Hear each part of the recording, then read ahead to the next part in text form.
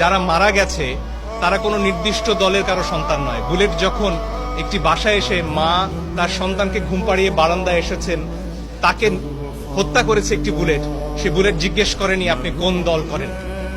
এবং আমার মনে হয় আমাদের বিভিন্ন বাহিনী, সেনাবাহিনী, পুলিশ বাহিনী, র্যাব, বিজিবি, তাদের সন্তানরা তো বাংলাদেশে রয়েছে। তাদের সন্তানরা কি এই যে হুমকি প্রত্যেক নাগরিকের বিরুদ্ধে, যে বাসায়ও নিরাপদ নয়, তাদের ক্ষেত্রে কি এই হুমকিটা কার্যকর নয়? তাদের বিবেকেও কি আসলে এই প্রশ্নটা পৌঁছেনি যে পরের বুলেট কি আপনার সন্তানের দিকে যাবে না? একটা খুব চমৎকার ছবি দেখছিলাম, সেখানে এক শিশুকে গুলি করছেন একজন পুলিশ এবং সেই শিশুটি জিজ্ঞেস করছে, বাবা ওটা কি তুমি? সে প্রশ্ন তো আমাদের সবাইকে করতে হবে।